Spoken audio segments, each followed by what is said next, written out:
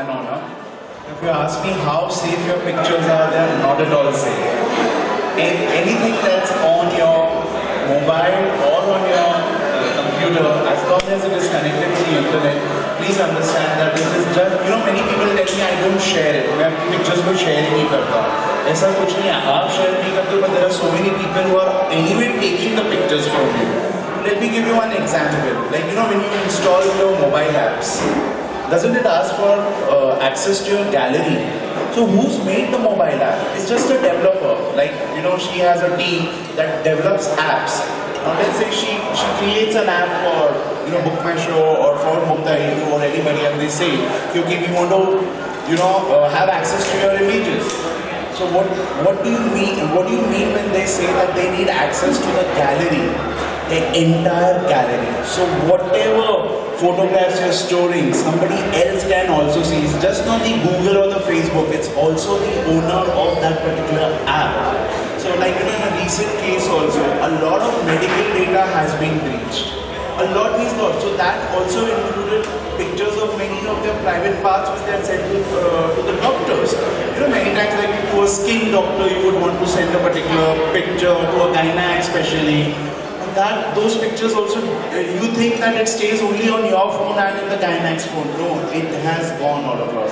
So nothing is safe. So unfortunately, we are in the era where we have to be scared at every step if you're using the internet. Permission to my gallery. Why should it require permission to my contacts?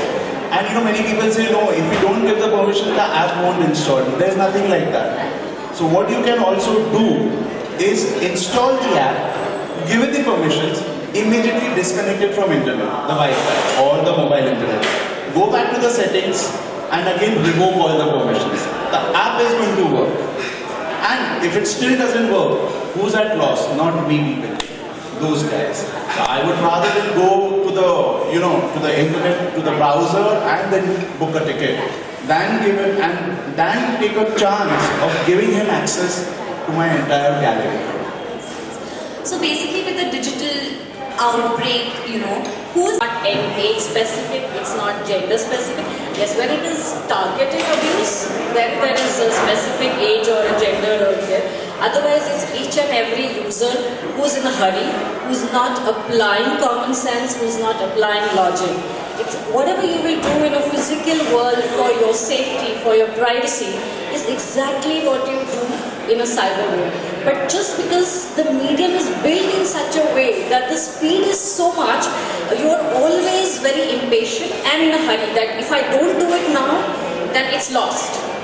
So that's where we fall prey to. So it's irrespective of age and gender. Like I have a client who's as young as 11 and another one is as old as 82. And men, women, all. So clearly not, particularly age.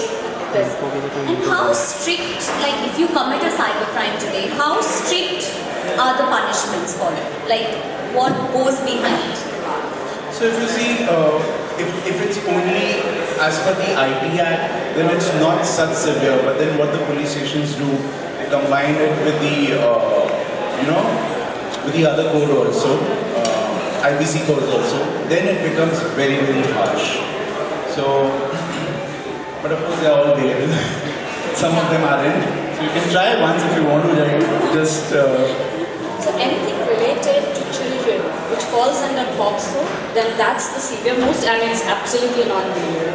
Bullying, when it comes to cyberbullying, we are looking at minimum 3 years of imprisonment with the fine as well. So it's not that it's not very strict, but yes, the process is lengthy. And this is one area where you're punishing, but what happens to the victim, the damage is way far. It takes sometimes years for the victims to get over that phase of life. Unfortunately, the wound is not visible. So nobody can believe that, okay, you're going through some sort of distress, some sort of emotional, incompatibility overall. And the worst affected is your trustability. Because then you are so, conscious about everything that you always feel somebody is talking, somebody is laughing at you kind of stuff. So that's where it gets worse. So according to the two of you, how has government or the cyber cell taken any particular measures to prevent it from happening? Like, are they serious enough? I'm not from the government, I'm not a cop. But then I've worked with them, in several cases.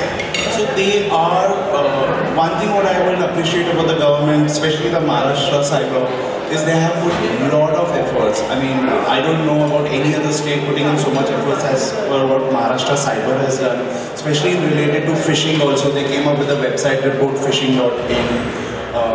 They took complete charge when there was one of the biggest cases related to children-related or abusive material, which incorrectly is referred to as child pornography. So there they made a lot of arrests and everything. So they are also being very proactive in spreading a lot of awareness. So they are working quite a lot. The issue is that the criminals are not even just like 10 steps, but they are 100 steps ahead of us. So, as somebody was saying yesterday, it is like, they just need to try 1,000 times, and one time, if it strikes you, you're gone. This was the superintendent of police, Dr. Balsam Rajput was saying, I was listening to him yesterday. But we consumers, we citizens, have to prevent from getting attacked all 1,000 times. So every attack we have to take care. So what it directly impacts your self-esteem, your self-worth, I've had clients who suffered from clinical depression, addictions, obsessions, all of this, and the worst it can go till someone really getting paranoid about this falling into the real world also. See, the more time you are engaged into cyber world, the line gets very thin between real and virtual. And we've had cases where it started in the real world and gone on to virtual world, or vice versa. So that's where it gets very, very harassing and very difficult for people to stay away. So for example, if it's an alcohol addiction, it's easy because I can completely abstinate you from that. But when it comes to internet, when it comes to social media and exposure, internet is not only used for this purpose. It has become an integral part. Right from your alarms to your entire calendar management, appointments, everything we do. Communication is largely on internet. So complete abstinence is very difficult, and that's where it gets very, very severe to handle the stress that comes with it. So do you think that a remedy for this would be a lot of schools and colleges actually having a cyber psychologist? Because a lot of school and colleges anyway have a lot of counselors to deal with everyday activities that the students go through, personal problems, professional problems, and educative problems as well. So one of this could be actually a cyber psychologist as well, like in the near future. Yes, with now schools going international and having access to internet for the means of education as early as class 4 and class 5, it's very, very important for them also to sensitize children and make them aware of the danger. So as we say, prevention is the best cure.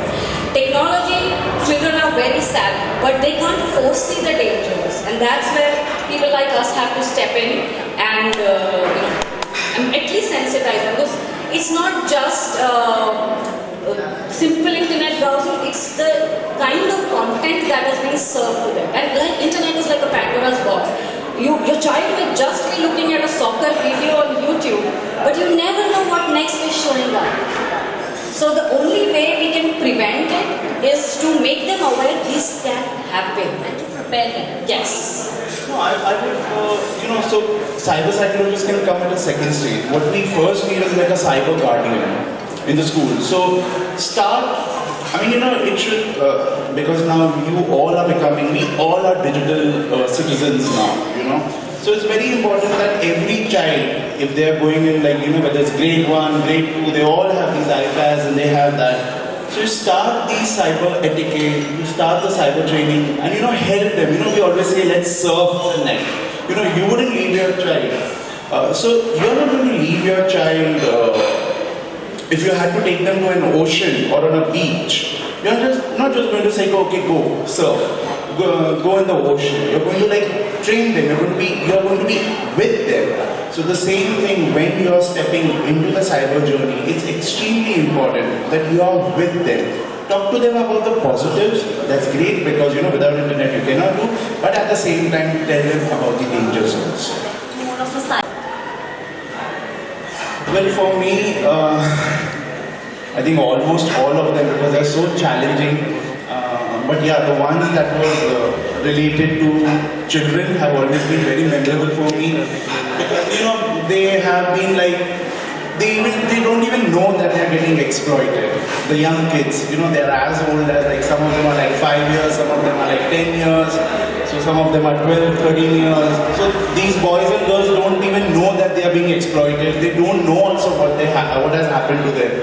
So when I investigated those cases and we got the victims, we got the culprits also. Not me, I didn't catch the culprits. Means I investigated, helped the cops and all that. So those are the ones, especially related to child sexual abuse material. Because I want to use this platform to just tell all of you that. Possession of, you may be in a particular group where there could be an exchange of adult pornography or obscene images also. That's for your own, within a group it's absolutely legal, there is no problem about it. But if any of the content is related to children, it could be an obscene cartoon, it could be an obscene image, it could be an obscene video about a child, even possessing it, and even if you're not informing anyone, to the LEAs, so law enforcement agencies, which means you're not informing the cops and all, that itself is also criminal. And if you don't inform or if you don't warn those people who are sending it, this will continue on. And what is the effect of it? The effect is so that down the line there will be many more such people, the producers as we call it, the creators of those videos, they will like encourage or they might just do certain things against the will of the children. In any case, the children are not a part of it, but they would want to force them to do certain things, and that is how the crime against the children increases. So just step on board and help over here. Yes, of course, every case is different and every victim who goes through something is really, really very different and very sensitive to go through. But one of the cases that I cannot forget was during my experience with NTV Troll Police. So the whole show, if some of you all have seen it, the show was about celebrities get trolled and they wanted a platform where they could bring the trolls on face and ask them, why are you doing this? So I was the therapist on the show and Tapsi Pannu's troll was a very young guy. And when I was talking to them about 16 trolls I have met and I've captured as part of the show. So out of 16, there was only one guy who intentionally did this.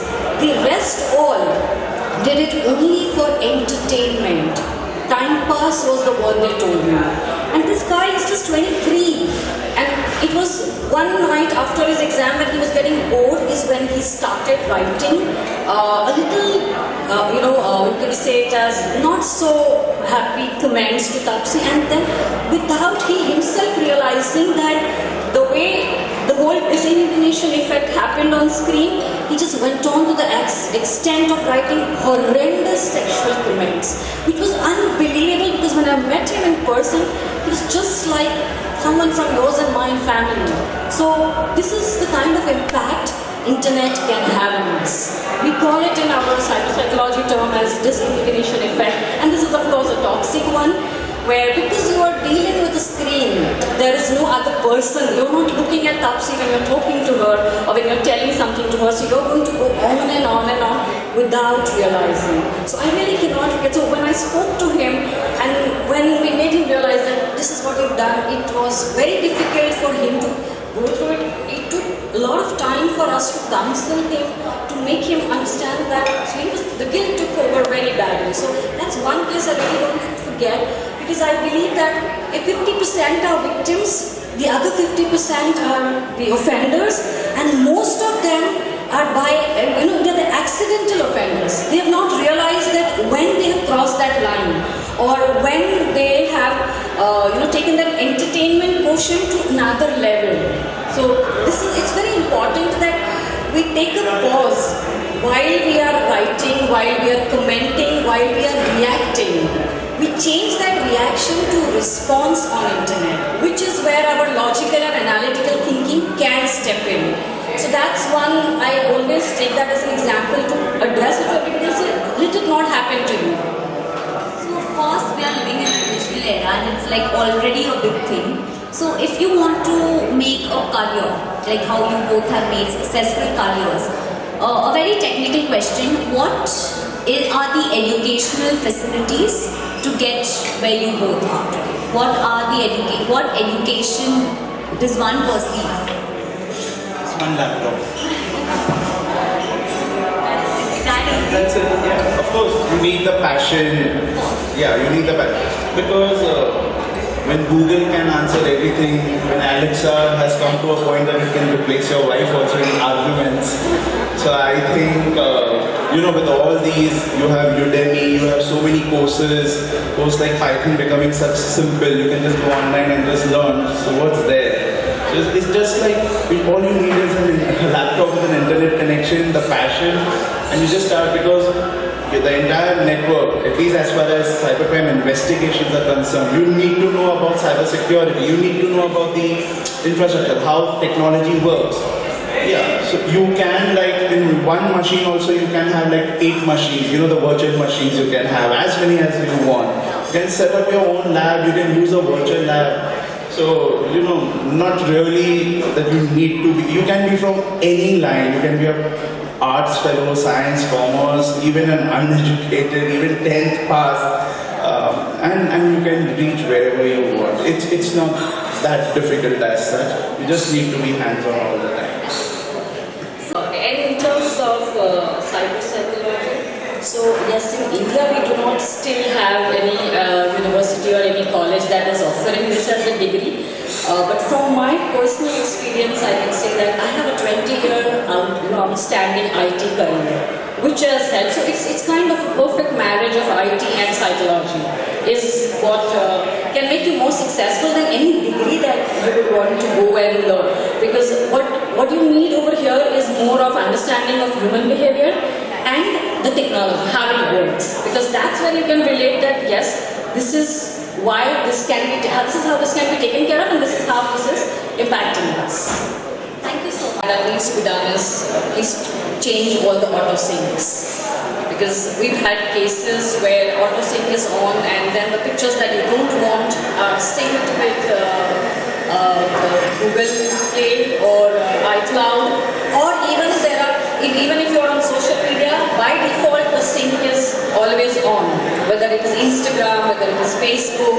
So it's very important, that one thing. And the second thing is this whole idea of tagging. Let's respect each other's privacy. So we all have that access that yes, I can go and put a tag that nobody can, even if the tag, it won't directly be published until I get that permission. But also before tagging, we inform, like if we do that as a practice wherever we go, that I'm going to use this picture and put it on the internet, and I would tag if you do not know. So let's start getting into that practice. Yes, I would. So I can use this as a hack, as Anyone from Absolutely, because see, let's understand why did they give a feature. They gave the feature so that they would want to know something about you. So they already have a photograph about you, okay, and that photograph says a lot. So let's say when I look at you, you look Indian, you're fair, this is your height, this is your build, I already have. But it would be great if I also come to know where you took the picture. So which means, this data, I mean, why are the world's biggest guys entering into the cyberspace, and why are they so successful? They are only so successful because they have so much of information about you. They have a lot of information about you, and so it is. And who's giving this information? They are not stealing, but we are giving. So when you are geotagging, even when your locations are always kept on. So they are actually making, and it's not a human sitting over there, it's an AI machine, the artificial intelligence machine, which is doing that. Okay, this guy, let's say Rohan, he gets up at this particular point of time, Okay, he takes his bath at this point of time and gets ready. He goes here, he looks like this, and whenever you have taken a photograph, at what location you are. So these locations help them a lot. So a lot of this needs to be as much as possible avoided, because does that help you? Firstly, when you take a photograph, does that help you that you know where you took the picture? So why do we want to give this information? And see, have you seen the number of emails or SMSs you used to receive, let's say 5 years back, and now? It was this, now it's this. Why? It's not because you signed up for them. It's because they have so much of information about you. So it is like another form of a very mild harassment. Just imagine if you have taken a picture and you are at, let's say somewhere at Mathiran. Suddenly all those offers start coming up. So that is one try. You must have seen that. You tried, you want to check out Singapore, and everywhere on Facebook, Instagram, on your emails and SMSs, you start getting offers. So these are the drawbacks, that we have. I'll just add one to this, that the question is not, is it bad or not? Is it bad for me or not? It's up to you how much of your privacy you want to make it public. If you're okay about your life being a little public, you can go ahead as well. Technology in itself is not good or bad. It's the intent